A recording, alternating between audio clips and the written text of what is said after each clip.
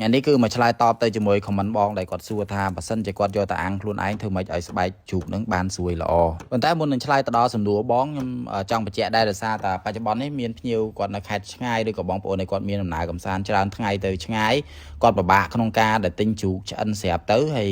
ដូច្នេះហើយបានជាយើងមានការច្នៃប្រឌិតឡើងធ្វើជាប្រភេទជ្រូកដែលបងប្អូនអាចយកតាអាំងខ្លួនឯងបានហើយសម្រាប់ឈុតនេះផងដែរគឺមានភាពងាយស្រួលយើងមានជាប្រភេទគ្រឿងប្រភេទដែកអីទៅជាមួយគ្នាបងប្អូនអាចមើលវីដេអូក្នុងការអាំងបងប្អូនអាចអាំងតាមហ្នឹងគឺ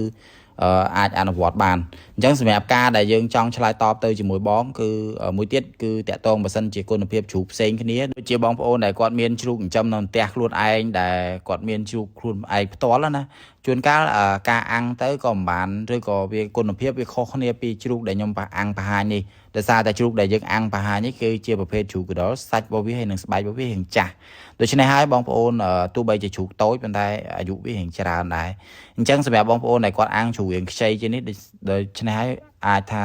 ជ្រូកនឹងរៀងទឹកធ្វើឲ្យស្បែកឆាប់ទន់ណាបងប្អូនហើយនេះគឺយើងកំពុងតែរៀបចំដោតដែកហើយលាបគ្រឿងលាបអីហើយ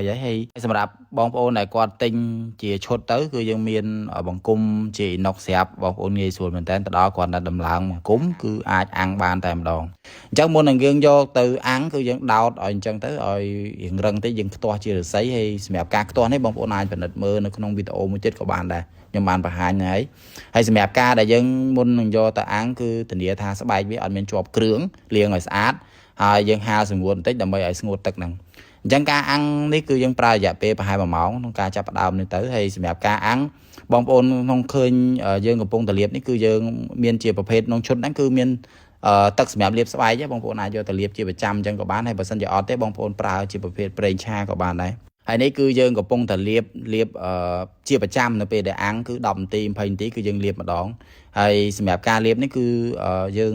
លាបហើយយើងអាំងបងប្អូនអាំងដោយសារតែយើងរៀបចំបែបនេះគឺងាយស្រួលបងប្អូនអាចមើលបានហើយការអាំងនេះបើសិនកន្លែងណាអត់ទាន់ត្រូវភ្លើងទេយើងអាចអាំងពវល់ឲ្យញឹកអញ្ចឹងទៅគឺធ្វើឲ្យស្បែករបស់វាស្មើបងប្អូនភ្លើងហើយនឹងស្បែកជ្រូកហ្នឹងគឺយើងកំណត់បានទេភ្លើងអាចថាកន្លែងណាត្រូវខ្លាំងយើងគៀសចេញបន្តិចទៅ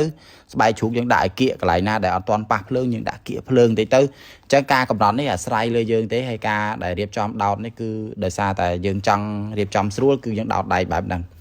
អញ្ចឹងសម្រាប់ការលាបនេះគឺយើងត្រូវតែលាបជាប្រចាំដើម្បីឲ្យស្បែកជ្រូករបស់យើងគឺស្រួយល្អបងប្អូនណាអញ្ចឹងឥឡូវសម្រាប់ការអាំងនេះបងប្អូនយើងមើលជ្រូករបស់យើងស្បែកបានស្មើល្អហើយ